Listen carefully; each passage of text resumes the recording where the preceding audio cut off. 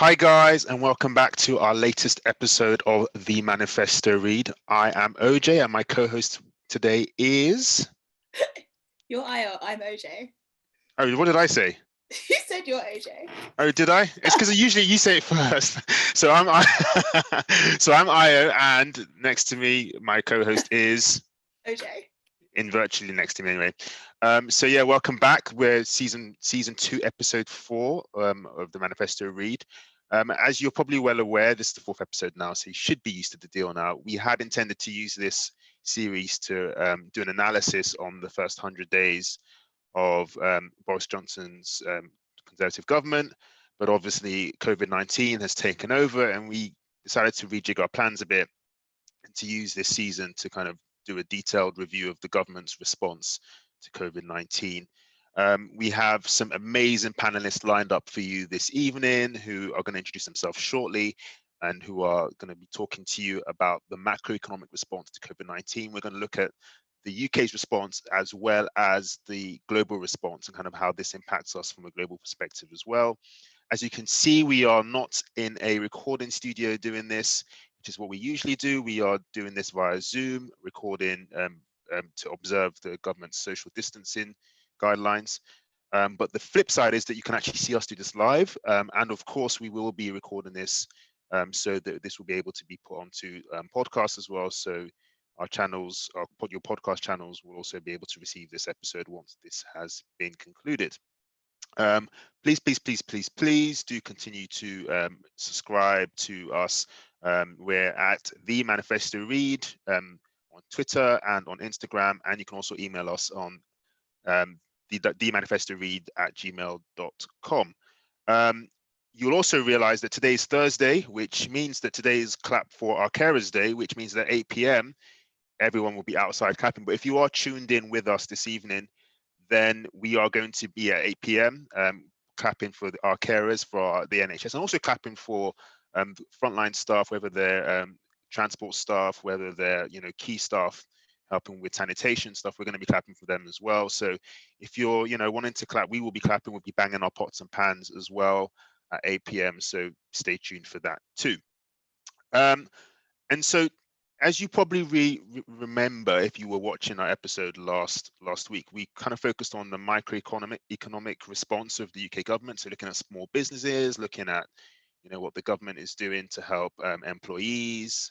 And today we're going to be looking at kind of like the wider economic response and kind of the impact on monetary and fiscal policy. And so we're going to hand you over to our guests shortly to introduce themselves. They're all doing amazing things in their careers, which means that they're going to be able to bring some amazing insights into the topics that we're going to discuss this evening. And I'm going to first ask Funmi to introduce herself. Was supposed to be alphabetical, but I'm actually going to go with what's on my list here. I'm going to go to Funmi first to introduce yourself. Hi, so my name is Funmi. I am a lawyer and an accountant. I'm currently an associate partner and in-house counsel at a boutique M&A buy-side firm, and previously worked in asset management here in London and in New York. And yes, I am Scottish, which people often get thrown by. So Cool, thanks for me. Carl. Hi everyone, my name's Carl Hazley. I look after content at Finimize, the world's most engaged finance community, where I lead a team of analysts on financial matters. My background's in investment banking, so I was at Goldman Sachs for a number of years, leading the internet equity research team. Cool, thanks, Carl. And Joe. You're on mute. Hi, yes, hi. So I'm Joe. I'm an asset manager at Temporis Capital, and before then I was I am a chartered accountant and trained at KPMG, where I went to in the banking audit department. Cool, thanks, Joe. And Alice. Hi, my name is Alice. I am the climate change lead for a farming organisation here in the UK that previously worked in climate change for the last 5 or 6 years back in New Zealand, hence the accent. And yeah, wildly intimidated by all the world economy experts. So looking forward to learning a wee bit today as well. Yeah, I should also add, thanks, Alice. I should also add that we are going to be covering climate change and the impacts that COVID-19 has had on the environment as well. So we have two panelists, including obviously Alice, who are going to be helping us shed further light on what's happening in this area. Yeah, thanks, Alice. Matt, I said Matt, sorry. Sam? Hello, I thought I was going last. Maybe I'm last. My name's Sam. I'm an environmental lawyer and a legal activist working on climate and industrial pollution across Europe and beyond. Cool, thanks. And Matt, last but not least. I was going to say, you didn't say me already, mate. Yeah.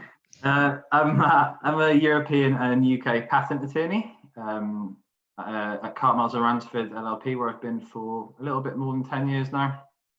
We're a European intellectual property law firm with offices in London and Munich. Cool. Thanks, Matt. Okay, so now we're going to kind of take a dive into the first portion of this podcast episode. And what we want to do essentially with this is we want to kind of set the scene. So you recall that in the last episode, we spent a lot of time detailing specifically what the government was doing for self-employed, for the employees, and what specifically each person was going to gain. What we want to kind of do is we want to look at the headline figures and kind of take a kind of wholesale view, or kind of like an overview view on what the UK government and how much it's actually going to cost.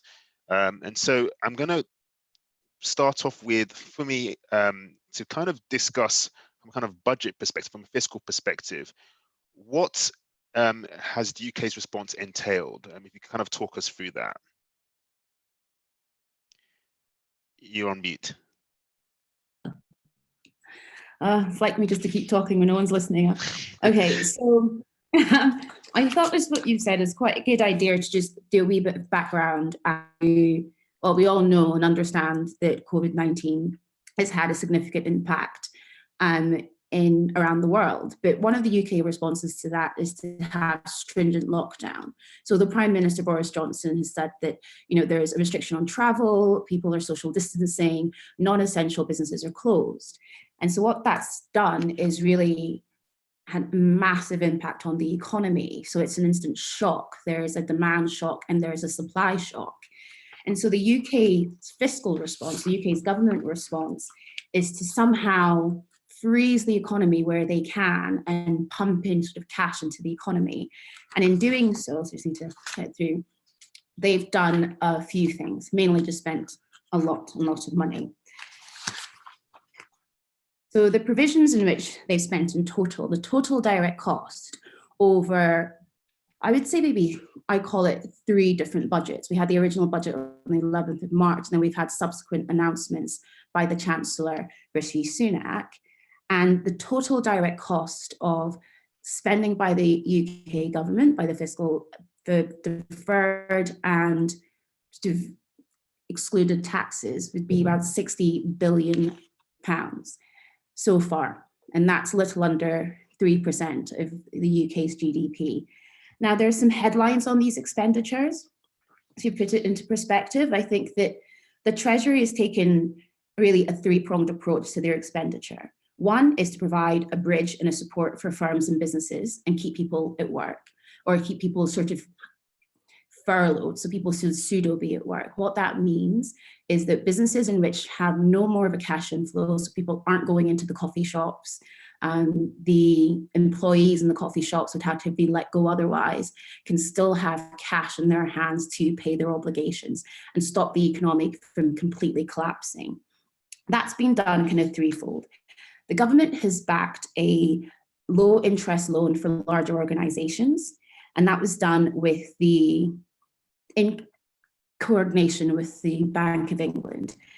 Now, there are lots of big names, but I'm trying to just get through the headline points here. But that sort of back loan is up to £330 billion is to be made available. And that's the equivalent of 15% of the UK's GDP. Now, that's quite significant. And then we also have the provision of direct cash payments to at-risk businesses and other measures. And that totals around £27 billion. And that entails sort of property taxes, direct grants and supports to small and mid-sized businesses most affected. So in the sort of leisure centres and hospitality centres, and that's about £20 billion, and help with rents and business rates. And I think you spoke about a lot of these things last week. And primarily as well, the government are stepping in to ultimately pay the wage bills for private companies. Now, that is unprecedented, and that's in the COVID job retention scheme. And in total, I think there's an addition to that. I think that was from the second package, and another provision on the 27th of March increased that the government will also pay the national insurance, the employer's national insurance and statutory pension. So the estimate cost of just the COVID job retention scheme is potentially up to £12 billion if 3 million people are being furloughed and sign on to the scheme. And they're also paying for some of the earnings for self-employed workers.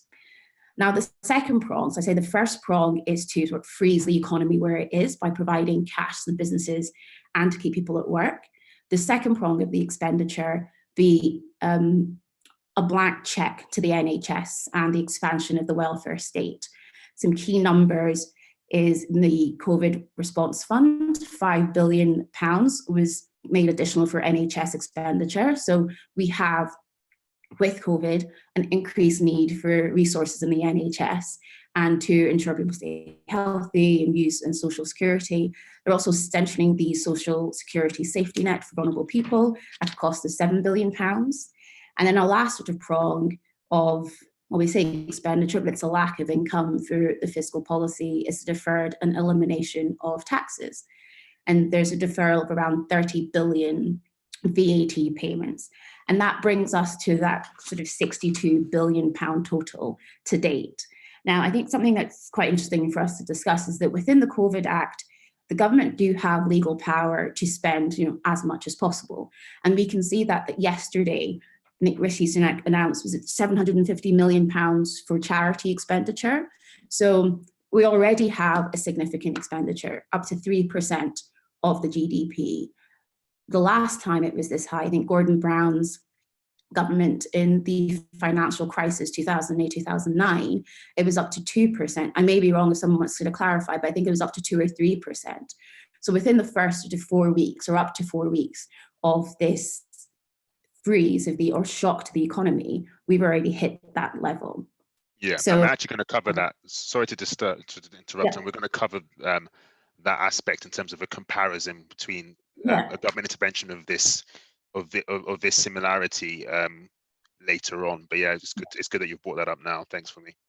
And I thought too, so we've said how we've talked about the fiscal policy. So I was wondering if I should kind of quickly address some of the monetary policies that are assisting in this government expenditure, or is there something that you want to discuss? Yeah, so definitely. So I think, given yours and Carl's background, it'd be great to kind of hear from both of you. Carl actually outline maybe, what the government's monetary response to this has been. Yeah, sure, happy to. I guess where monetary policy differs from fiscal is that it's set by the central banks, in this case, the Bank of England, rather than the government. And the Bank of England is typically apolitical, therefore can make decisions much more quickly. It's a smaller consensus that's needed. And that's perhaps why you've seen the Bank of England start to take steps to offset the coronavirus impact before the government was able to make certain announcements, although to be fair, it was relatively quick given the majority they've got. So I guess there are really 2, maybe 3 buckets of what the fiscal response has been. First of all, the Bank of England cut interest rates to, I think, 0.1% currently. So it dropped in 2 stages. The idea there is if you lower an interest rate, i.e. the cost of borrowing money, people, companies, etc., would take advantage of that cheaper borrowing, spend more, which typically would boost the economy. But as Funmi said, the economy is basically frozen where it is. So it's all well and good if you can borrow a bit more cheaply, but no one's spending. So that had a limited no impact at all, almost. Yeah. The second piece was really what we call quantitative easing. And that's sort of in the second bucket of what central banks do, which is affecting the supply of money into the economy. Now, there's a few different ways in which QE can happen, but ultimately what the central bank is doing is buying government bonds. That demand for government bonds helps push their yields lower and effectively lowers the cost of borrowing for other people, because everyone looks at what the government pays and then stacks up other interest rates on top of that, right? Because the government is super creditworthy, they're never going to default, etc. And then the third piece was really around banks. So, for better or worse, banks are the heart of the economy, and they need to be lending to small businesses, larger businesses that have been impacted to help them survive this crisis. And so one of the things that's happened is the Bank of England, in consultation with banks, have got the banks to agree to not pay dividends. So that's a share of profit that's usually paid out to shareholders, usually to congratulate the banks for a job well done, sort of thing. And they're not going to pay that this year, even though that was made with last year's money. That just means there's more money in the bank's bank account, so to speak, that they can use to help companies in the UK. Yeah. So just a couple questions, just to kind of make sure that everyone's following us. A couple of terms that have been used that it would be good to explain to our viewers. The first term being, well, the first two terms being fiscal and monetary policy. So can I ask that you both explain your own areas and what kind of what they mean, so that our listeners can understand what we mean by monetary and fiscal policy. So we'll start with you, Funmi, first, and then we'll go to Carl. Okay. So fiscal policy is really tax and spend of the government. So how much tax the government should have taken and how much did they spend in controlling the economic supply. And that either has a deficit or that has a surplus. So if they take in or have more money than they're spending, there's a surplus. If they're spending more money than they're taking in, then there is a deficit. And yeah, I think that's kind of quite a simple way, really rudimentary way of explaining it. Don't write that down in an exam, but that's just very basic. So. Thanks, Funmi. And Carl, could you explain monetary policy? Yeah, so monetary policy, it's jargon for central bank policy. Central banks have two main levers. One is the interest rate, so making borrowing cheaper or more expensive will incentivize people to borrow more or less and then spend more or less. The other is affecting the money supply, which it does via another jargony term, quantitative easing. Which can you explain for us as well? I will do. So that's one way it can influence the money supply, but effectively, the TLDR is central banks print money, use that money to buy government bonds. That pushes the money into the economy because now someone else has that money that just got created. In a nutshell, that is quantitative easing. It's the process of producing more money to push into the economy. Cool. And so I think what I want to do now actually is, for me, kind of going back to the outline that you've outlined in terms of the government spend in response to this crisis. Clearly, that's a lot of money flying out the government coffers. Yeah. We've just come out of this 10-year period under Tory rule of what has been known as austerity. Can you kind of explain contextually the shift and kind of what's been going on there, please? Yes, I think in one word, COVID. But to take it back, then the austerity policy, which we all are very well aware of over the last 10 years, I think starting with the Conservative and Liberal coalition government in 2010, I want to say, it was felt that the UK was in a fiscal deficit. So the government was spending more money than it was taking in. And there are two ways to sort of solve that. We either sort of tax more, so increase taxes, or the government sort of spends less, so cuts down on sort of public expenditure and investment. Now, being a sort of a Tory-led coalition, increasing taxes were not really in line with the policy of, and it still isn't in line really, generally the general Tory government or Conservative government in normal times, quote unquote normal times.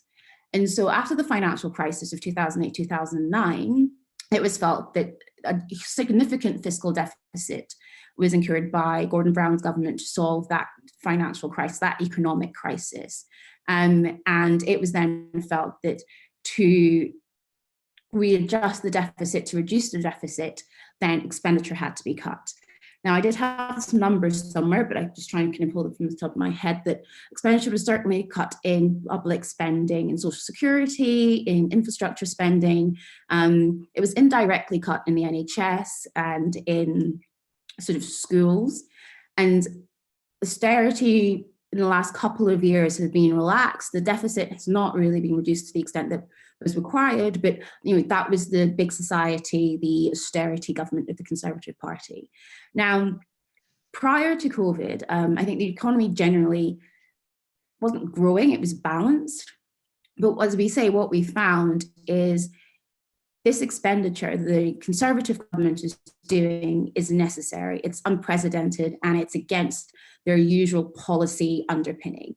But it is really to stop an economic disaster and hopefully make this be more of an economic disruption, because you see a freeze of society, people can work, cash flows freezing. So by pumping this money into the economy, like I mentioned before, they're trying to freeze the economy kind of where it is in the coma as this medical crisis is around us and it doesn't become a significant economic crisis. So that's the kind of comparison and the difference in how maybe add something. And I think, yeah. I guess like so I agree with everything you said. I guess the hope of that is, if you look at some of the spending that's been done already and that's likely to happen, when we, again, fingers crossed, but when we get to the other side of this, there's a lot of money in the system. And the hope is that once the economy reopens, gives us a bit of a jump start in terms of economic growth, in terms of government revenues via tax, etc. And that might mean, at least in principle, we don't need to go back into austerity to pay for all of this, because if you're earning more than you spend, you don't need to make difficult decisions. So that's something to think about.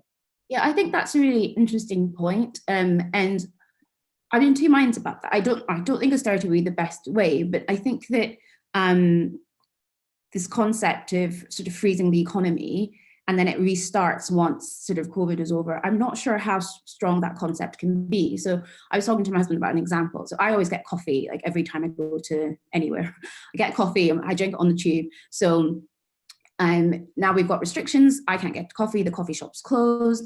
Say it's been for 30 days, a whole month. The first Monday that I can then go and get a coffee, I'm not going to buy 30 coffees.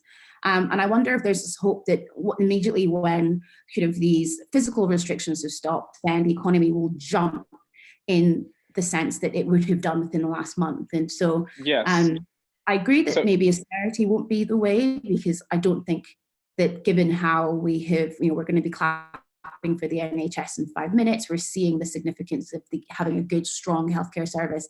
I can't see, just from a political point of view, that being austerity. So is that leading us to have higher taxes? Is that the only way to restore? It's not necessarily that you're going to buy 30 coffees. There's a bit of a 0 to 60 about it. You might not buy a coffee the first day, but you might buy one the second day, and then eventually everything sort of gets back to 60 miles an hour. That's the first point. The second is, the hope is that because there is more money in the system, once you start buying coffees, it's not just you that buys a coffee. Maybe your neighbor buys a coffee and they didn't previously, because maybe they're in a position to now treat themselves to a coffee. And that's the idea that, we come back, like I said, there's money in the system. Companies have been able to borrow at extremely low rates. Maybe that infrastructure project that they weren't going to do because it didn't quite make sense just got cheaper. They do that, they hire more people to buy coffees in the morning. So it's not a 0 to 100, it's more a 0 to 60, and then we're motoring along. And the question is how quickly we get to 60. Looking at it, I think you're more positive than me, actually. So, Carl, I've got a question actually for you, following up on this monetary policy. Historically, for the last kind of 10 years, we've had quite low interest rates. Are we getting to a stage whereby monetary policy, particularly now as kind of this crisis kind of proceeds, are we getting to a stage whereby monetary policy is kind of reaching the limits of its use in terms of being able to lessen in terms of exchange rate manipulation and QE? When do we get to a stage when that's kind of like there's literally not much more we can do? Yeah, it's a good question. It's a question we've been asking for years. We've had, like you said, low rates for years. I think the last couple of years, maybe 2019, put that to the side a little bit. We've had rates going in over, it took ages, but eventually going up, particularly in the US. On the one hand, yes, it was probably time. On the other hand, it was central banks thinking that we need to have something in our back pocket in case we need to cut rates to protect the economy again. And that's exactly sort of what we've seen. If you look at rates here and in the US, we're basically at global financial crisis levels. That suggests, we have it. Well, I say we have this conversation. I have this conversation a lot. What firepower do central banks have left? They keep coming up with stuff. So just today in the US, the Federal Reserve announced another $2.3 trillion of loans. That's going to hit all parts of the economy. The Bank of England basically said to the government, here's an overdraft you can use, for lack of a better term. So they keep coming up with ways to do more without necessarily cutting the headline rate, which has its own other sort of ramifications. Thanks, Carl. And I think, Funmi, you've got a point to make. Just have a quick question actually for Carl, because you're really good at explaining something. So I think the Bank of England governor, I read an article he wrote, and I believe it was the FT last week, in which he was adamant that the Bank of England won't be financing this significant spend by the government through monetary financing. And I think that may be different from quantitative easing. I think my economist skills are not that great, but is that more rhetoric than practically? So indirectly, it seems like they are financing this big spend with what you've mentioned today, sort of the overdraft and the 220 billion in government bonds and other bonds that they're buying. So why would he say that, but he's doing something else? I think that's just a general question for me. I don't see. Yeah, I think it was optimistic rhetoric. It's interesting, if you look at the European Central Bank, when the new ECB president came in her first press conference, she was basically like, it's not the ECB's job to manipulate the Eurozone, the euro currency. 2 weeks later, she made a very quick about turn. I think new central bank governors seem to just, becoming very idealistic and then very quickly become a bit more pragmatic. Thanks, Carl. And I think, thanks, Carl. And I think before we move on, actually, we have actually clocked 8 o'clock. And so to our listeners out there and as our panelists, let's use this time to show some appreciation to our carers, the NHS staff, our key workers who are at the front line, who have been literally heroes, frankly. Let's just acknowledge them and give them a round of applause wherever it is that you are. Round of applause to our NHS staff. We really appreciate you. We love you guys. Proverbial banging of pots and pans. We're joining everyone. We joined with everyone in the country who was acknowledging and appreciating, banging our teacups, banging our drinks, or whatever it is you have to bang. Shake. Our protein shake, our goldfish bowl. I think OJ's banging. I'm not sure what it is that she's banging. It's a vase, a vase, I don't know, water jug. Our rums and apple juices. So, but yeah, we appreciate you, NHS. In all seriousness, we really, really appreciate everything that you guys are doing. Really appreciate you. Thank you. And so back to Manifesto Read Matters. This is actually the conversation that you and Funmi have been having, actually offers a really nice segue into what other countries are doing. I know, Carl, you alluded earlier to kind of what the US Central Bank is doing. And I kind of want you to kind of give a brief overview as to what other, let's say, G7 developed nations are doing in response to the COVID crisis, and whether there are kind of any similarities or any differences. And obviously there are differences, but kind of in terms of general approach, what's going on there?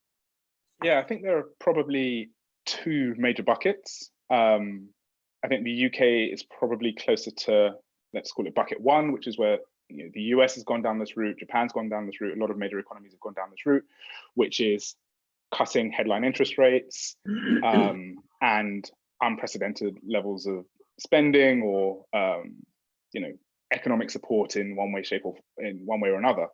You've even seen that in China, although to a sort of mixed degree, given its economy is just a very different beast compared to in the West. The second bucket, though, is places like the Eurozone. Like they've gone a pretty, it's not massively different, but it is notably different way. So the Eurozone already has negative interest rates, and we can come on to it if it's interesting, just around like the ramifications there. It's generally not a good thing. So rather than cut rates even lower, because it hasn't got the wiggle room to, its approach is a little bit different. It's focused really on equipping the region's banks to help businesses, particularly small, medium businesses in the region. It's things like ultra cheap loans to banks, things like lowering the reserve rate. So for every £100 you have, the amount you've got to keep in reserve just in case, lowering that so that more money can be lent, as well as some of the things that we talked about up top around bond purchases or asset purchases, so quantitative easing, printing money to buy stuff to free up cash. But from the government point of view, the Eurozone is relying on individual countries to come up with spending plans that help local companies, that help workers in particular, freelancers, etc.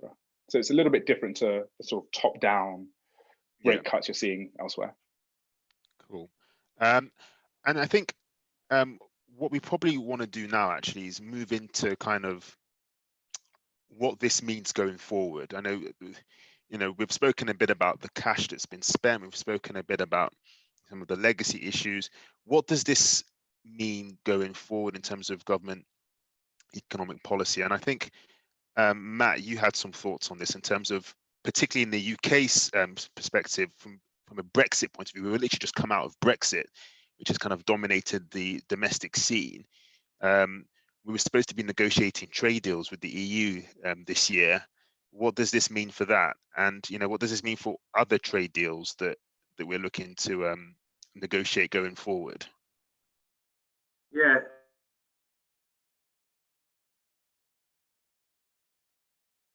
Hello, Matt. Oh, there we go. Yeah, cool. Yeah, I think it's fair to say that there's a two-way connection here.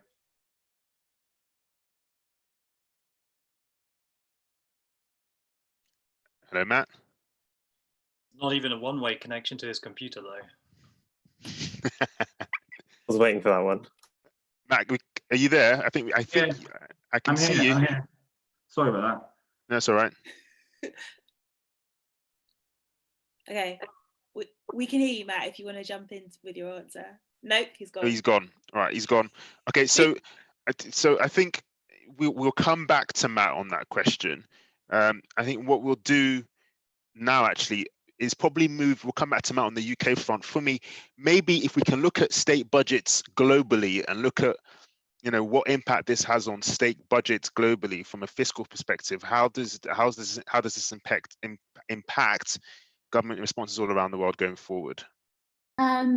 So state budgets globally their fiscal deficit has increased significantly and will continue to increase. We mentioned with the UK that we are already at 3% of GDP in the expenditure to date. And then we see yesterday there was 750 million added. Today there was the request for the overdraft facility, and it's likely that this restriction and containment of the lockdown in Britain will extend longer than the 13th or 14th of April was the initial time. Yeah. So we have, I'd say, arguably now 3 months. In the US, we've had that $2.3 trillion CARE package. This is very a very good name for that, the CARE Act. And I think that's around 11% of the GDP. I'm just giving some sort of numbers to say that early in this crisis, because unfortunately we are still relatively early in this crisis compared to other parts of the world, the government expenditure has been vast, it's been quick, it's been significant, and I think it will continue to be significant as necessary, be it to assist businesses or individuals. Where I think we're looking at going forward. I think just going back and say where the expenditure was put is different for different countries. But I do think ultimately the world will find itself, the different governments, in a heavy fiscal deficit. I think that central banks will be carrying significant balances on their balance sheet with regards to corporate bonds and loans. And there is an argument that, is this going to be as bad as the financial crisis, or is it going to be worse? Worse, yeah. And you find, and I was going to say, like, you kind of find the US governments and other governments comparing this to wartime. So if we look at the fiscal deficits in wartime, in World War II, for example, I think they were up to, in the UK and the US, up to 20% of the GDP, or 25% of the GDP. So is that the level of expenditure that we're going to see from governments? And then what does that mean after all this is over? Does it mean higher taxes? Does it mean more austerity? Does it mean less investment from governments? What does that mean? And if the economy grows, hopefully when the economy grows by other factors, how will that work together? So it's difficult to say what will happen, but I think one thing that we can very confidently say is that many, many governments are going to have a significant fiscal deficit and will continue to grow to maybe 20%, 25% of their GDP. Wow, that's 20% of GDP. That's a lot, and obviously what that does, particularly in the UK, and we're going to come back to you, Matt, shortly, is it's going to blow out the water, the fiscal discipline that the Conservative government. 3%, I believe, is the target in terms of budget deficit, in terms of where the government has tried to hold its government debt at. And that, I mean, if we're talking 20% in a war scenario, which governments have repeatedly said we are in, that's going to have implications going forward. Matt, so we're going to come back to you. Welcome back. I'm not sure if can we do a quick check? Are you with us? Yeah, I think so. I don't know what happened then, but I'm back. Oh, maybe the awesome. clap. Maybe the clap cut me off. I don't know. That sort of time. Brilliant. All right. Okay. So Brexit was where we left you at before you left to, I don't know, negotiate or something. I don't know where you went, but yeah, Brexit. Talk to me about Brexit. Our negotiations, are they still continuing? Where does this leave us with relation to our trade negotiations with other countries, with the EU in particular? So yeah, I mean, we're told that there's still contact, is the way they've been putting it. There's still contact between us and the EU. But to be honest, most of the key players have either had symptoms and been self-isolating, or or worse than that, as we all know. So we're told that they're still in touch and that everything is still going to plan. But what I think just as I was getting cut off, I think it's fair to say that Brexit's had a huge impact on COVID and the way that we've dealt with COVID, and the reciprocal situation is also true, in that COVID has a massive effect on Brexit negotiations. So if we talk about the effect of COVID on Brexit, first of all, obviously, towards the end of last year, Brexit was all we were talking about, really, and that was going to be a huge, the main part of probably this podcast series would have been about Brexit. And I think we probably all will have seen how little has been said about Brexit, both in Parliament, in the media, whilst all this has been going on. And it's totally understandable that that's the case, because the number one priority now has to be fighting the coronavirus. But with that being said, I know it probably feels like time is not going fast when we're all stuck at home, twiddling our.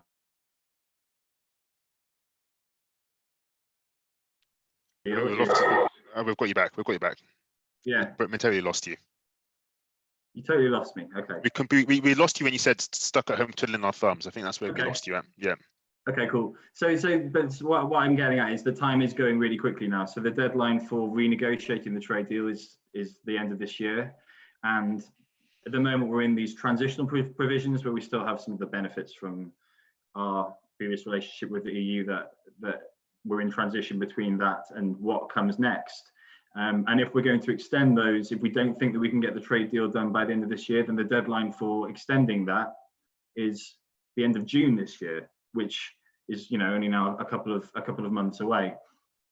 So really, Brexit's had a huge impact on the COVID has had a huge impact on Brexit timeline, and whilst we're led to believe that things are still ongoing and we're still on target, the Brexit negotiations can't possibly be anywhere near where the UK government and the EU would have hoped they would have been at this point in time. And I mean, I was thinking about this today and how we haven't really seen much pressure on the government and the people who are going to be negotiating this trade deal to justify why they still think the timeline is valid, and why we're still on track. And I think there are a number of reasons why people might want to stay quiet. Obviously, people don't want to be coming out in the press now and shouting about Brexit when there's this horrendous pandemic to fight. But there might also be a way of thinking that, you know, there are quite a lot of sticking points that are nowhere near being resolved at the moment. And if you were someone either who wanted the transition period to continue, or someone who wanted to get the deal done as soon as possible, there are reasons why you might want us to get close to that June deadline and then the end of the year deadline. For people who want to extend it, probably you'd be thinking, maybe I don't need to say anything now because it's inevitable now. We're already in April and it's inevitable that the deadline is going to be extended. And for people who want to get a deal done, you know, there might be a thought that as we get closer, let's say we don't extend, and as we get closer to the December deadline, as I'm going to talk about in a minute with regard to the trade deal, then, you know, the UK government and the EU are so far apart on a number of points, then there are going to have to be some concessions when the panic starts to set in, and they realize they have to get a deal done. So then that might shift things along a little bit. So there are reasons why people on either side of the Brexit fence, if you want to call that, might be happy enough that things are being put on the back burner whilst the COVID pandemic is hitting us.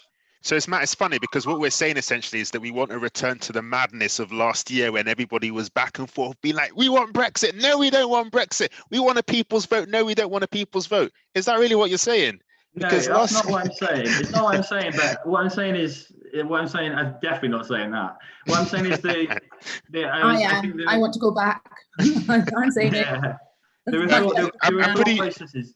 There are thought processes on from a number of angles that think that maybe their own ideals and agendas might be well served by this kind of break from the whole Brexit craze, if you want to call it that. So then equally then, if we're talking about Brexit's effect on the pandemic, I think I've seen two things recently that made me think that it's really had a big effect on the way that the UK has dealt with the crisis, both internally and when dealing with other European countries. And the first one was, so one of the main things, I don't think we've talked about it yet, and it will come into, you know, the spending on the pandemic, but testing is one area where there was a lot of criticism of the UK government compared to other European countries. Particularly, I mean, Germany were operating, I think they're still operating at something like 50,000 tests a day, which is a pretty impressive number. And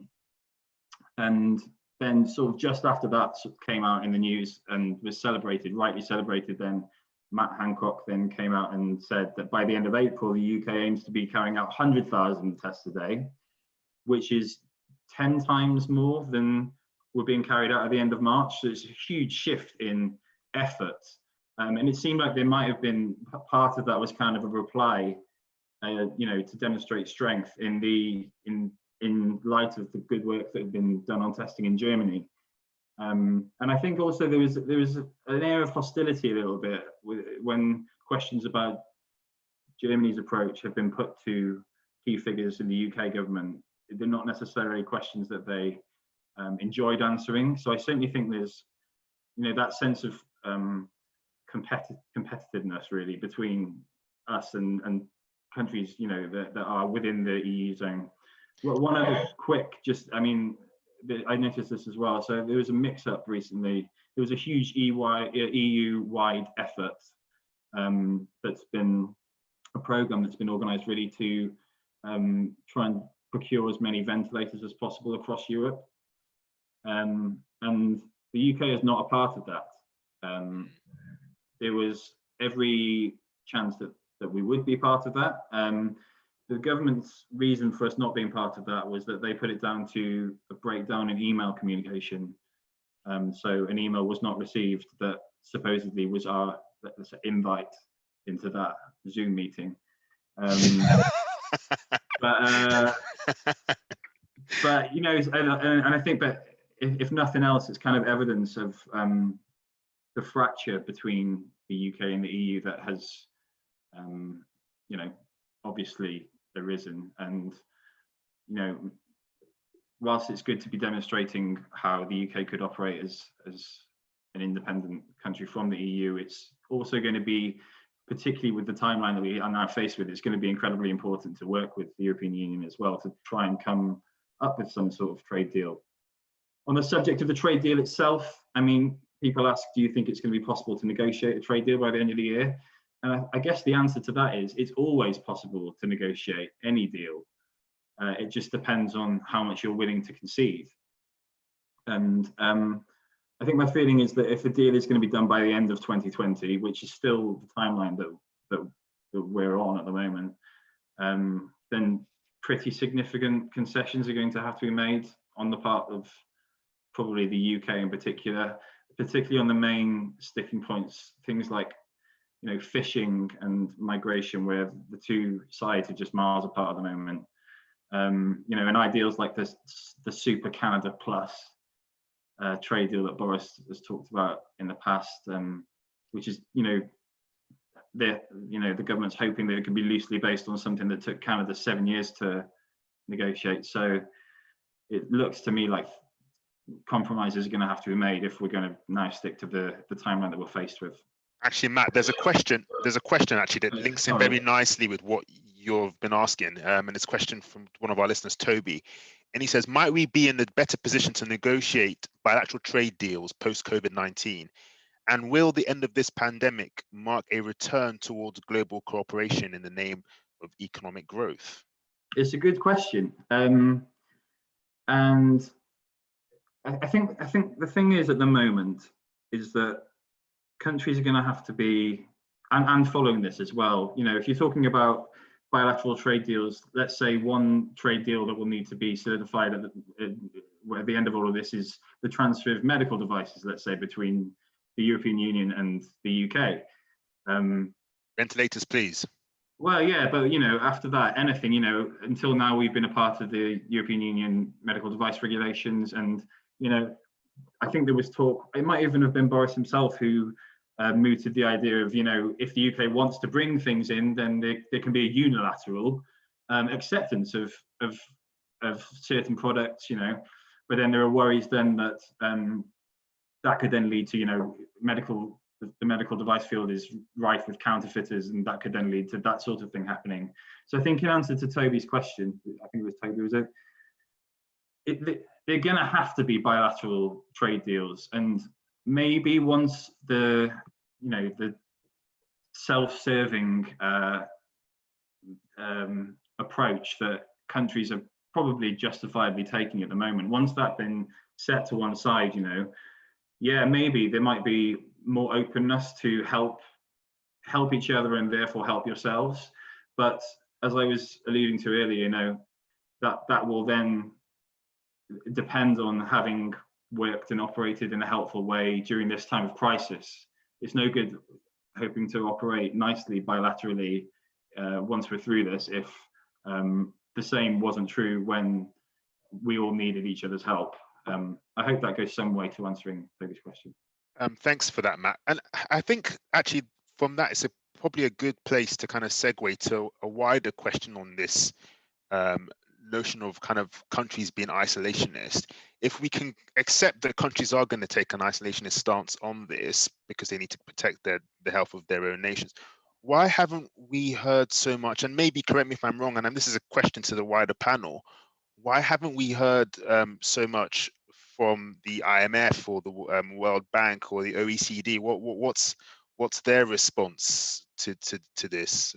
You know, why has there been well, for me, a deafening silence, really, in terms of what their response to this. And I think we should frame this question in context of, you know, the fact that some developing nations will need financial assistance as well. Any answers? Any takers? Don't all rush up at once. I don't have an answer, just more of a point. Because something on my Facebook popped up about a conversation with, I believe it was one of the financiers in the World Bank. And I thought, oh, this might be a good thing to watch for this particular, you know, for this podcast. And if I'm honest, there really wasn't any information. It was really more of the standard rhetoric of assisting developing countries, of how developing countries will need assistance, but no comprehensive, you know, conversation of, okay, what's that going to look like? When do we think developing countries may need assistance? Because, you know, currently the outbreak really is in Europe and in America. Will it go to developing countries? What type of assistance will they need? And on a broader level, one of the questions that I have, which just to add to your question, is we do have for developing countries, there is that conversation about sort of debt repayments. And if developing countries are going to have to pump in, like every other country has done, money into their economy, would it make sense to kind of freeze those repayments to these international organizations? And maybe that's where the silence is that it's kind of shining a light on a lot of some problematic areas within that. And also the UK, I'm not sure if they're going to follow through with this because we're losing lots of money, is I know that one of the things the government spent their money on is 150 million pounds to the IMF to help with this global assistance during the COVID pandemic. And where does that go? Yeah, Carl. And one of the things that I guess makes the trouble for developing economies even worse is that a lot of them have significant amounts of debt denominated in US dollars. Now, as over the last month or so, to bring it back to markets, investors have been worried about, you know, the future of the economy. They've piled into buying US dollars as one of the safest global currencies, safest economies in the world, and that's pushed the value of the dollar up. Now, currencies generally work in pairs, and you know, living in the UK, we've definitely might have noticed the pound getting weaker versus the dollar, although we're not flying anywhere, so kind of doesn't matter, at least for now. But the value of emerging market or developing economy currencies has fallen versus the dollar. So all of a sudden, their economies have ground to a halt. They've got to battle COVID-19, and the value of their debt repayments have shot through the roof because they're in dollars and the dollar's gone up. So it's an even bigger mountain for these countries to climb. Yeah. OJ, I think you were going to mention regarding the World Bank.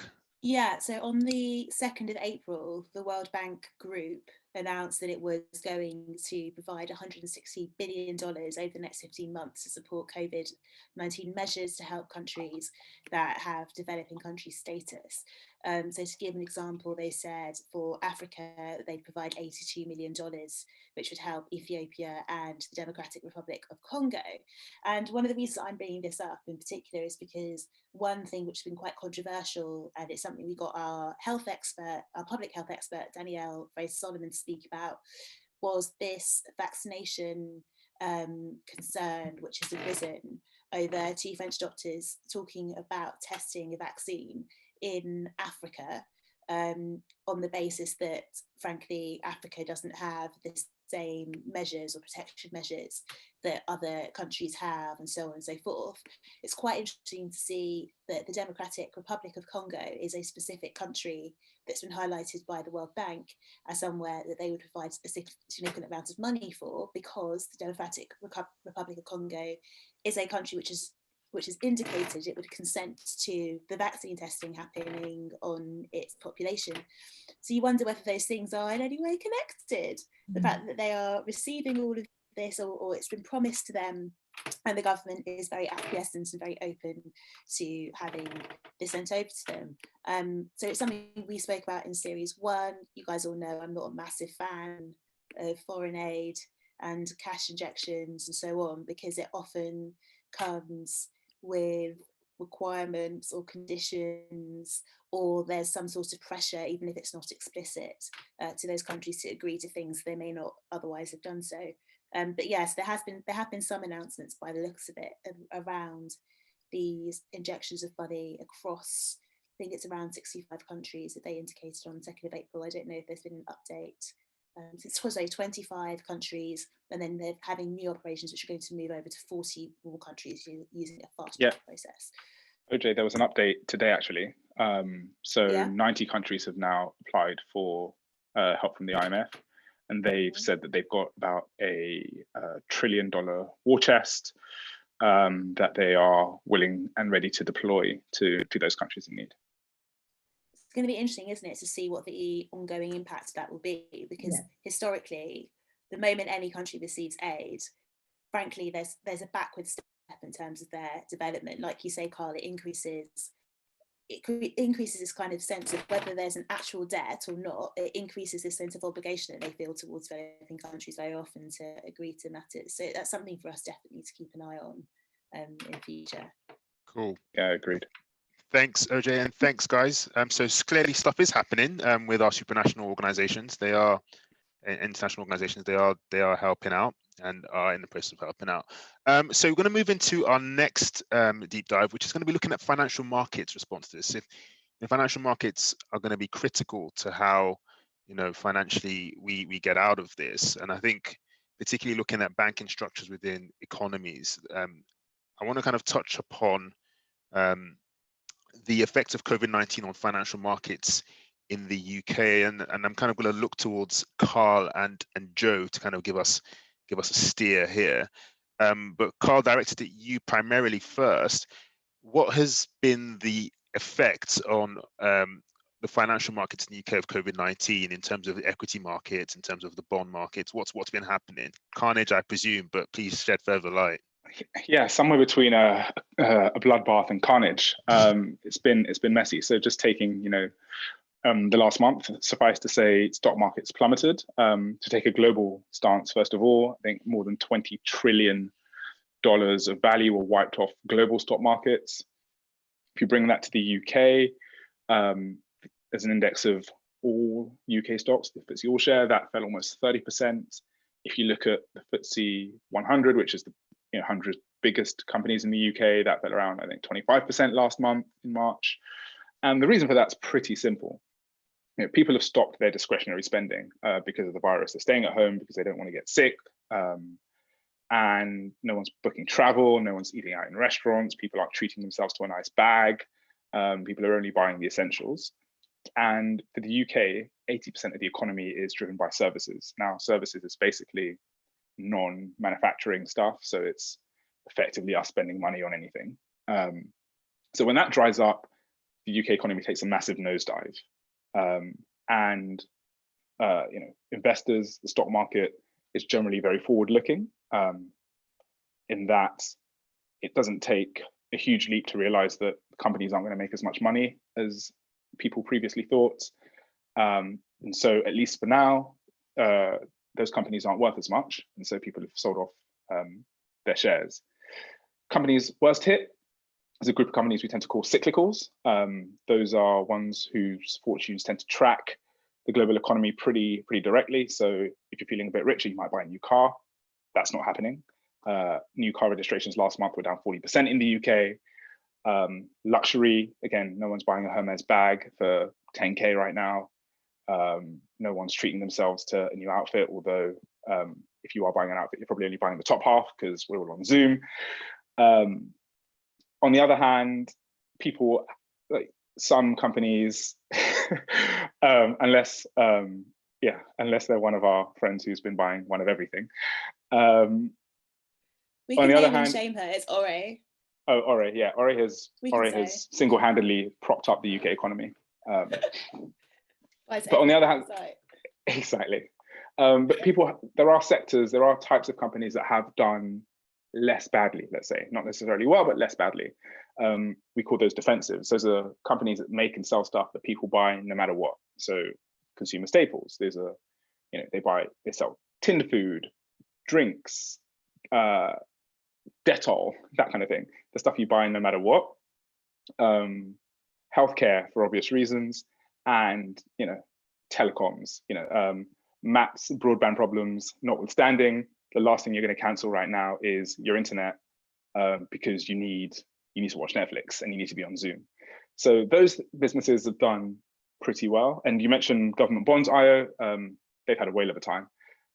When you're scared, you move out of risky stocks, all else equal, into relatively safe government bonds. The UK, it's like a Lannister, it always pays its debts. That's a throwback reference. Do people still know about Game of Thrones? So yeah, it was popular. It caught a bid, as they say. So a lot of people were buying government bonds last month. Ayo, you're on mute. You're muted. Sorry about that. Thanks for that, Carl. And Joe, kind of moving towards kind of like the financial institutions in particular, particularly the banks who, in the light of all these government responses, the banks, particularly for the relief schemes to the small businesses, how are the banks ensuring that these funds are being passed on as quickly as possible to kind of maintain, trade in the economy, to maintain everyday business in the economy? So touched upon quite a lot in the last episode was the CBILS, the coronavirus business interruption loans. And in order to fund those, the Bank of England have done well, a couple of things. We've talked about the base rate dropping down to 0.1%. And then in order for that to be passed on, banks need to fund those loans. And normally they fund those loans through deposits. Now, if they drop, normally the way to increase deposits in order to increase loans is by increasing the rate in order to bring in deposits then lend against, or at least keep their ratios within what regulators say they should be. Now, the cost of those funds is the cost of them getting hold of that money is what they need to pay. And then what they get in from those loans is their income. Now, that is the net interest margins, the difference between those two, usually pays for the bank and provides a profit. Now, if you drop one rate, as in the amount that they should loan, and if the government doesn't necessarily want them to drop savings rates, because normally they pass those on to savers, or they want them to loan it more quickly without allowing more deposits to come in, they'll introduce certain mechanisms. And one they've come up with is called the Term Funding Scheme. So it's a relic from 2016, when the bank tried to pass on an interest rate drop at the time then. And it's been introduced again now in order for, well, to do exactly that. So banks can take some of those loans that they make to companies, to SMEs, and they can place those as collateral, or they can set those against loans taken from the Bank of England at that kind of 0.1% that we were talking about earlier. So that's how they get the kind of lower base rate funding into the banks, the high street banks, to then get lent out. And just for the benefit of our listeners who might not know, SME means? Small and medium-sized enterprise. Perfect, thank you. And I think, so taking this out globally in terms of what's happening in global markets, and I know, Carl, I presume that what's happening in terms of equity markets in the UK is reflected all across the world, and what's happening in terms of bond markets in the UK is largely reflected across the world. But yeah, I guess where are the key flashpoints? Where are the key areas which are kind of bringing about geopolitical considerations from a market perspective? Yeah, I mean, take your pick, but I think one that's definitely grabbed investors' attention over the last 6-8 weeks has been oil. I think everyone knows what oil is, but what's interesting about oil is its price, the price of a barrel, which is sort of the benchmark everyone looks at, is a function of supply and demand, like most things. Now, demand is actually pretty well linked to the global economy, because if the global economy is growing, more executives are flying around in planes, more consumers are flying around in planes, we're all buying more stuff. A lot of that stuff takes oil in the form of plastic to be made, and even if it doesn't, it's going around in trucks run by Amazon or FedEx, and those need oil by way of petrol. So oil tracks global demand generally, and as we've said a couple of times, one of the main economic impacts of coronavirus is that it has nixed demand, right? We're all just not doing anything. We're sat at home twiddling our thumbs and watching Tiger King. So what that has already done is push demand lower, assume supply stays the same. That should mean that oil's price goes down. Now that was happening. And what tends to happen when we're in that situation is a lot of the big oil producing companies come together and think, let's produce a little bit less, let's nudge the price back up, and then we're all laughing. But Russia and Saudi Arabia got into a bit of a tussle around that, couldn't quite form an agreement, and so they've been producing way more oil than anyone really needs. So that has had a doubly bad effect on the oil price, sending it even lower. At one point in March, it was the cheapest it had been in 18 years, which means there are some people probably listening to this who were not alive the last time oil was as cheap as it is now, which is crazy.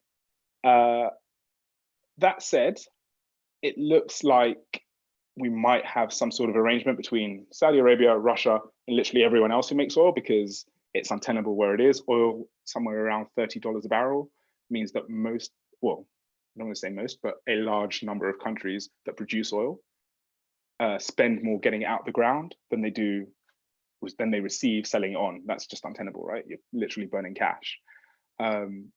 Question is whether any deal one has the desired effect on the oil price, given A, no production cuts are going to happen until May, if they happen at all.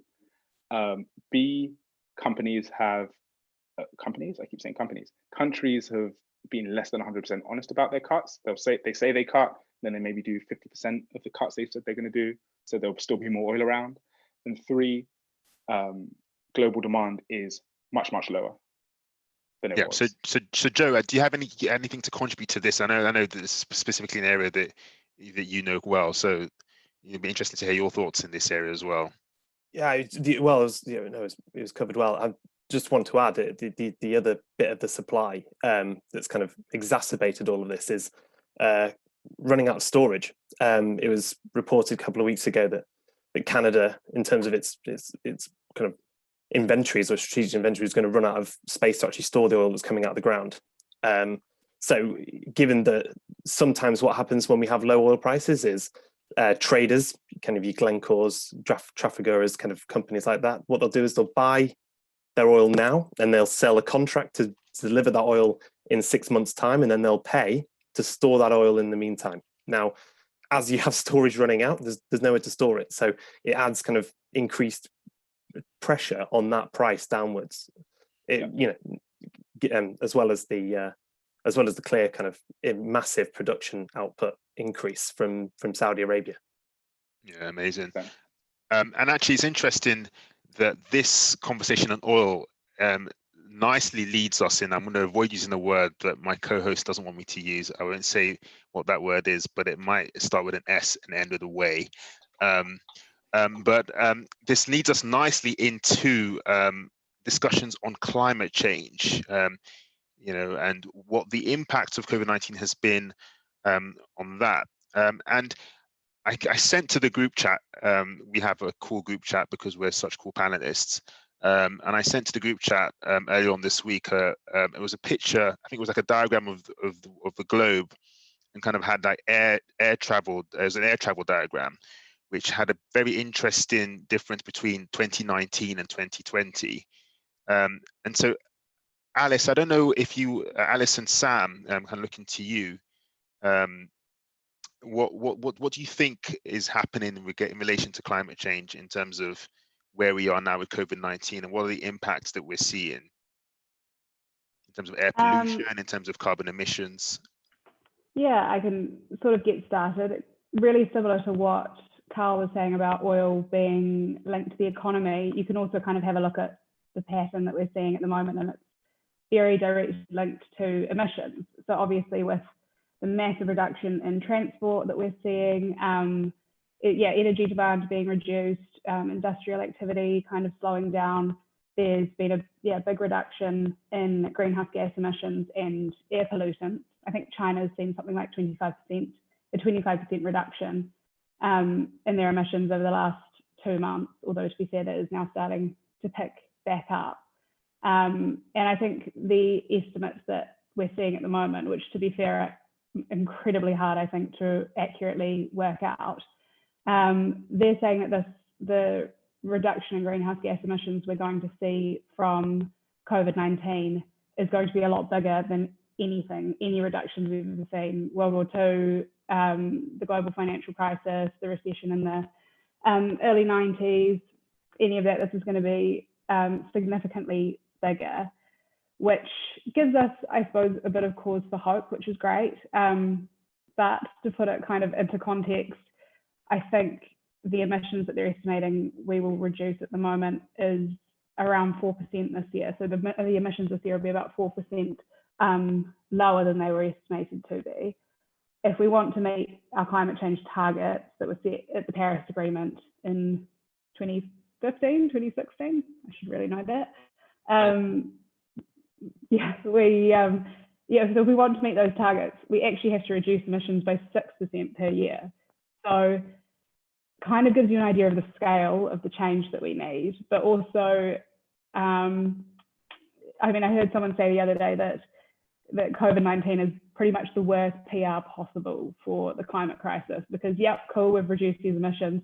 How have we done it? We've locked ourselves inside and shut down the economy. So there's been a lot of really kind of hopeful, exciting stories about the environment that have come out around coronavirus, you know, dolphins in Venice and all of that, which I think have been a bit debunked.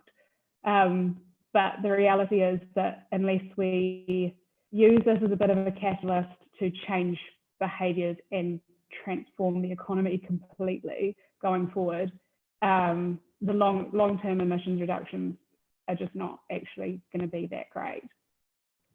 I don't know whether Sam has anything to add. Yeah, Sam, I was going to literally just ask, you know, so is anything, and particularly in relation to kind of how the government does capitalise on the recovery to kind of steer the narrative and steer the dynamic, you know, towards a more low carbon economy, given where we're at now with the figures that Alice has kind of helpfully shared with us.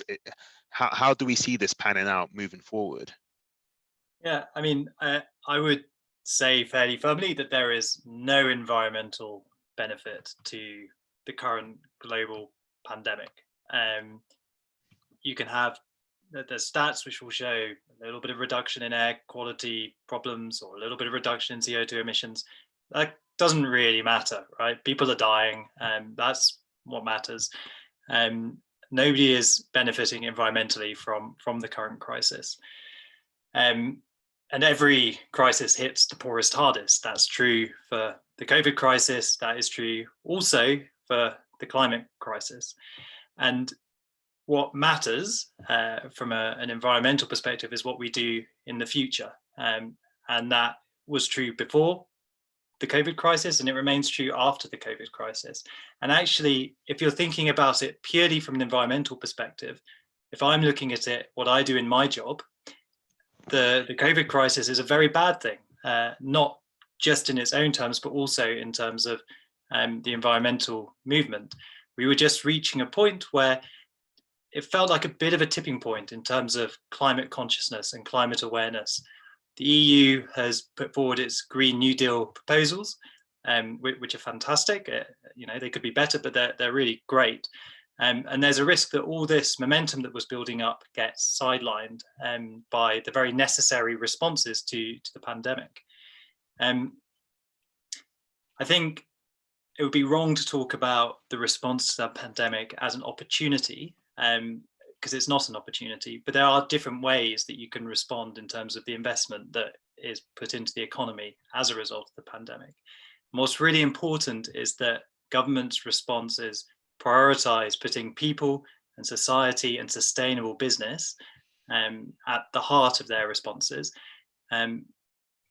Naomi Klein has famously talked about the shock doctrine and about how big corporations and vested interests will use crises to push their own agenda. And it's definitely important that the big fossil fuel companies, who spend far more on lobbyists than anybody else and know how to grease the wheels of power, are not able to use this as an opportunity to delay the direction we were starting to move in on climate and on the ecological crises.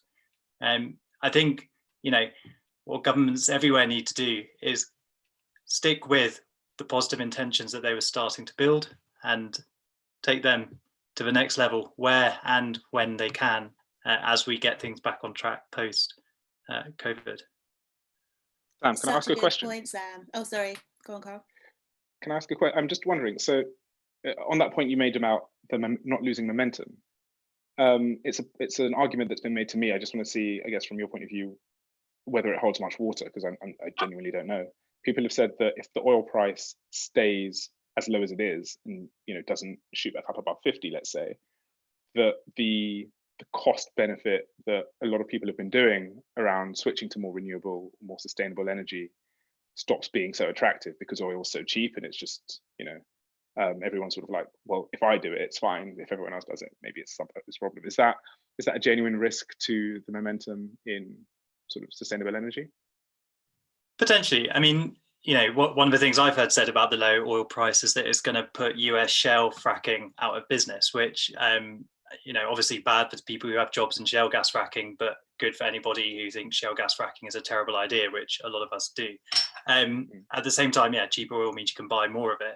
If it's cheaper because there's a global economic shock, then presumably that's because there's less demand for it. So I'm not an economist, but if it's cheaper because there's a price war, then that's, you know, a different thing again. Yeah. I mean, I wouldn't think of it in those sort of terms. What we need to respond to the climate and ecological crises is not prices of this or that to change a bit. What we need is a real rethinking about the priorities we have as a global society. You know, coal can be cheap, oil can be cheap, we can use it. We can subsidize it. We do. Governments around the world pump huge amounts of subsidies into the fossil fuels industry every year. That's why it's so cheap. And what we need to do is rethink the global society that we want. So I'm not too fixated on, you know, the price of oil. I probably should be. I'm not an economist. I'm a lawyer. No, genuine question. I don't have an answer. So, well, now I have a better answer.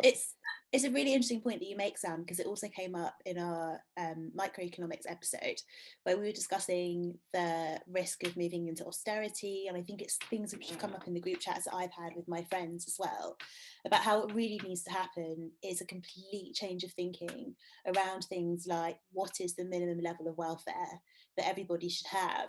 Because one of the major areas which has come up is that this whole idea of social distancing, for example, is something that you can really only do if you're privileged enough to live in suitable housing. And if you, for example, have access to a shop that you can walk to that is properly stocked, if you have access to proper medical care for your underlying health conditions and so on, all these things that we take for granted, which a lot of people in this country really suffer very badly from, before you can even move into thinking about choices that you make around your food and so on. You know, you need to have money to be able to buy the food in the first place. And so if you want to talk about environmental factors, climate change, and so on, we need a complete shake-up of the system. What we're really hoping, Carl always laughs at me because he says, I'm like, what do you say? I'm really hopeful. You're incredibly optimistic. I'm incredibly optimistic, but I hope for the best and prepare for the worst.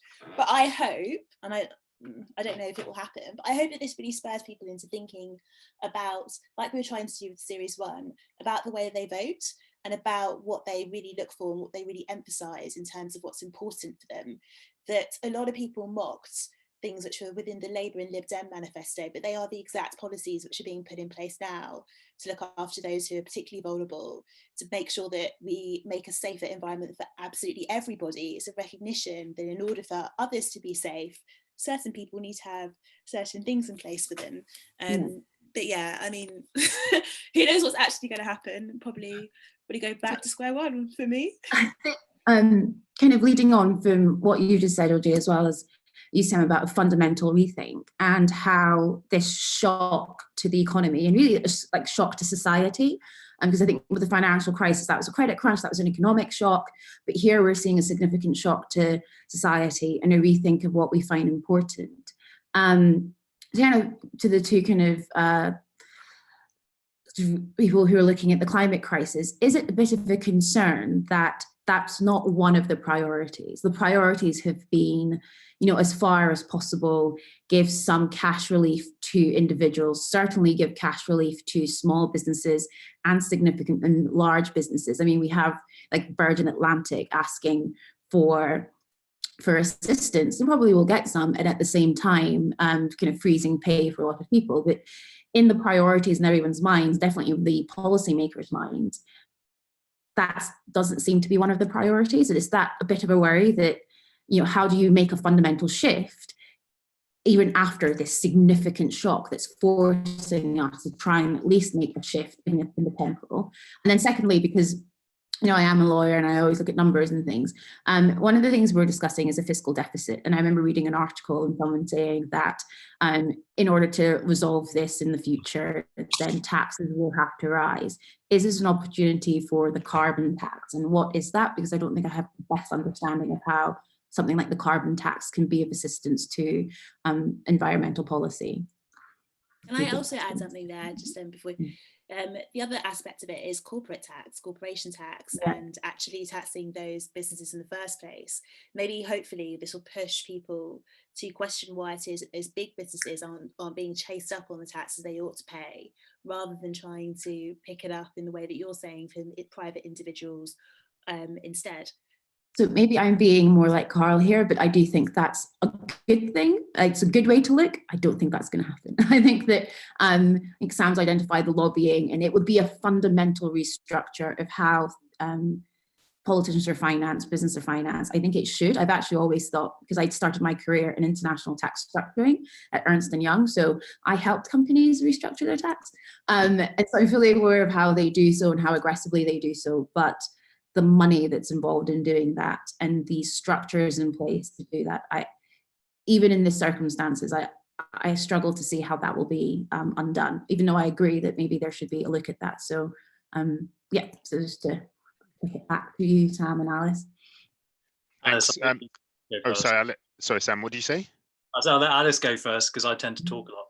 Yeah. I mean, it's a really valid question, and I was kind of going to flip it back to you guys and ask sort of the same thing, like how much can the government, if they're going to be bailing out companies, how much can they then, I don't know, put conditions on that money or something like that to try and help companies transition to a lower carbon system?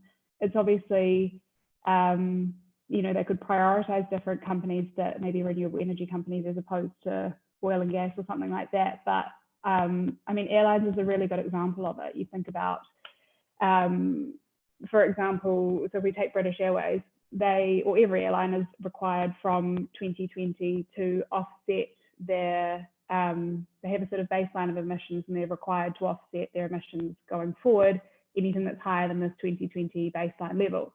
So that baseline is obviously going to be really low now because flights have been grounded so much and because they're not really flying. My dad's actually an airline pilot, and he's kind of loving it. He's like, a bit of time off work.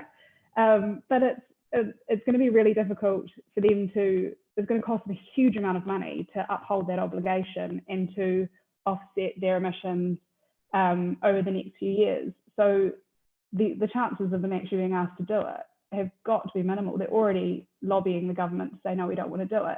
And they're going to be battling for survival. So climate change and planting a bunch of trees somewhere is going to be pretty far down on their agenda, which is a real shame, because there were huge opportunities in that, and in carbon markets and stuff like that. And we've been really pushing that a lot. I've been doing a lot of work on carbon markets, finding landowners who are interested in having corporations plant trees on their land and stuff like that. And it was all just getting going, and the carbon price was getting good, and everything we felt like we were getting this fantastic momentum, and so many companies were taking the initiative to get involved, not even necessarily mandated to by the government, and just trying to fulfill kind of CSR, corporate social responsibility requirements and things like that.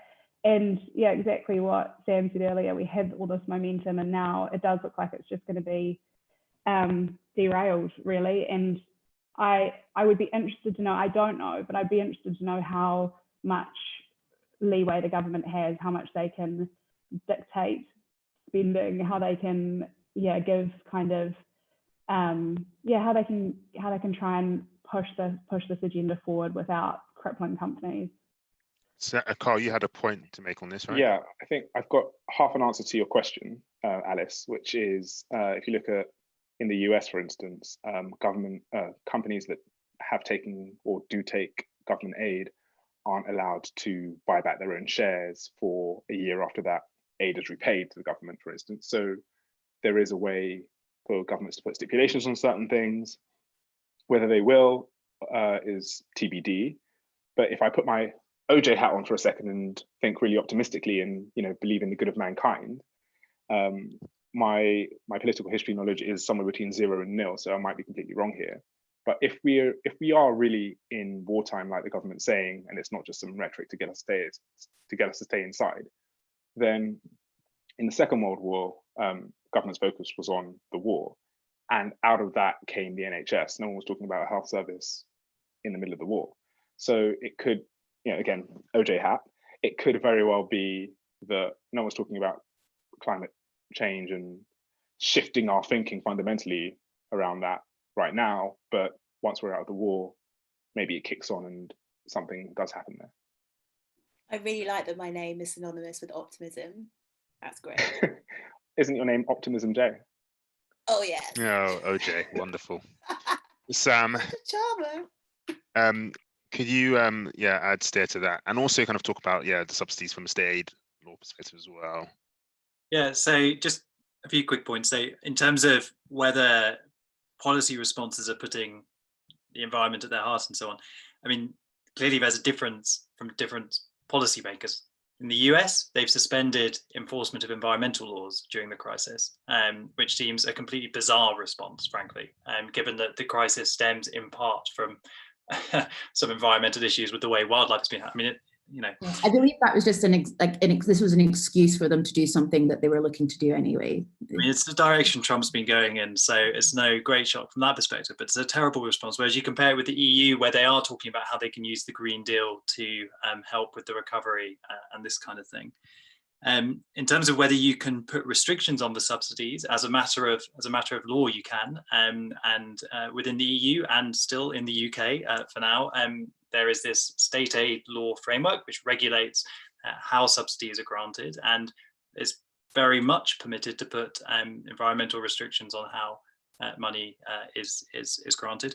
Whether now is the time to be focusing on that, I'm not sure, because the short-term need is to save people's jobs and stop people falling into poverty. But going forwards, when you're looking at restructuring the economy and using financial support for that, that might be the time where you can do that. With airlines, again, I don't think the issue of them getting some subsidies now to support jobs is the real issue. The real issue is the fact that jet fuel is not subject to taxation, and therefore they receive a massive subsidy every single year, which is underwritten by the taxpayer in every country around Europe. Nobody even talks about that, but that's where our cheap flights come from. And I mean, just a final point, which is earlier today I was reading a report by McKinsey, it's not a report, it was like a web piece by them on the pandemic. And it's really interesting how McKinsey, this massive capitalist company, is arguing for restructuring of economies and suggesting that a lot of the responses you would take to stop future pandemics and similar crises arising are the same sort of responses you would take to create a society which is more resilient to climate change. And frankly, I would argue a society which is more fair and socially just in so many different ways. So I think as we look to the future, there are so many positive ways forward that we can go from here, which isn't to say that the crisis is an opportunity, but we have choices about how we respond to it. Cool, thanks so much, everyone. We are at the end of the episode, but before we finish, there was a question that came up, which I want a quick fire answer from Carl and Joe. You both advise clients and have advised clients previously on investment and investment opportunities. In this climate, are there investment opportunities for those who have stock portfolios? And if so, what are they? So just a quick fire answer from both Joe and Carl on this. Carl first. Yeah, go, Carl. Yeah. All right, I'll kick off. I mean, yeah, there are always opportunities in crisis. I think it'd be remiss of me not to say that for the average person, picking individual stocks or assets is incredibly difficult, incredibly risky. You know, even the pros get it right 52% of the time. So it's probably not the thing that most people should do. Ideally, you'd buy, you know, in an ETF, a slice of all the companies in the market, and so you know the values of stocks tend to go up over time, and that's a much safer way to sort of try and take that opportunity. That said, you know, there are buckets of companies in particular that are benefiting and will likely benefit from this. Work from home tools, the likes of Zoom, Slack, etc. Entertainment like Netflix, and companies for whom or for which demand won't drop off in this environment. You know, Procter and Gamble, Nestle, Unilever, they make the food and drink that lives in cans and boxes that we're all buying far too much of, and Amazon, who's delivering most of it. So just to give a few examples. Thanks. And Joe? Oh yeah, I was just going to say, if you need that money in the next 2 years, don't do it. Yeah. Don't buy anything, keep it. Yeah. I can't believe we've gone from like Sam's really moving observations about the environment, and then you start asking about stock options. Yeah. Like, That was question. undermined. I'm sorry, Optimist J. I'm very sorry that, you know, I've dulled the sense of optimism, but it had been a question, so I did think that I needed to include it. But we also, will Joe, end. I'm sorry, I totally interrupted you. Yeah. No, it's more a case that it's still as we've discussed throughout the entire chat now. It doesn't. Everything that's happened is all rescue package. There doesn't seem at the moment to be an exit plan, and until there is some sort of exit strategy to get us out of this, and how we respond to this, I'd keep it parked, or unless you're very, very sure, basically. Yeah. Cool. Thanks. And then finally, to all our panelists, just a quick question: are we in line for a quick economic recovery or a long, drawn-out depression? So going through everyone, just a quick yes or no with a one-sentence justification, and we'll start with you, OJ. I don't know. I'm not an economics expert. Why are you asking me? You can still have an opinion. She's optimistic. She thinks everything's going to be fine. Short and sharp, because she's an optimistic. We'll answer on her behalf. Thank you, Joe. Long, drawn out, no exit strategy. Fair play. For me, you're on mute. Okay, so unmuted. So it sounds the classic lawyer answer. It depends. I think a recession is likely. The extent of how long and drawn out it is inherently unknown, because we do not know how long this economic disruption will be, how deep the disruption will be, and as Joe said, there's no exit strategy. So more likely than not, but it depends. Alice? I kind of want to pull an OJ on this one. I don't really know either. But being optimistic, it'll be quick-ish, but we will all come out of it, yeah, with a fairer, more climate-friendly society. Be hugely optimistic, but hey, who knows? It's one of the nicest things I've heard in a long time. I don't agree, but it's really nice to hear things. Sam? Yeah, I mean, I've got no idea, but whatever we do, we've got to put people, society, and green and sustainable business at the heart of what we do. Like that. Carl? I think if you look at what markets are discounting, it's probably a medium drawn out recovery. Markets are also too optimistic oftentimes, and so we're probably in for a bit of a drawn out recovery nonetheless. Cool. And finally, Matt. I'm usually a pretty optimistic guy, but I just can't see it being a quick fix here. Yeah, and I think in closing, I'd probably side with Matt on that as well. I can't see this being a quick fix either. But I can say that if we do take some of Sam and OJ and Alice's optimism juice, that actually the upside to this could actually potentially be quite amazing. And we do come out of this with changed perspectives, Similar to actually what Carl said with, post Second World War, imagining a new society based on a new NHS. If we can kind of take some of that post-war attitude and kind of rebuild and reshape, then yeah, we could be in for a positive future based on that. We have a Tory government that's pumping money into the NHS, and I know, right? I know, right? So we live in that's necessary. So yeah. Yeah, we live in unusual times where Tories are spending so much that we could almost call them red.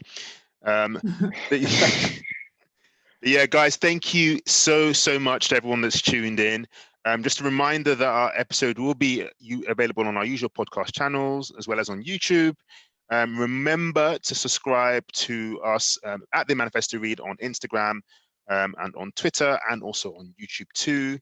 And stay tuned on our next episode, which will be next week, same time, same place, where OJ will be leading a few learned friends in kind of dissecting the Coronavirus Act, which, yeah, I'm looking forward to.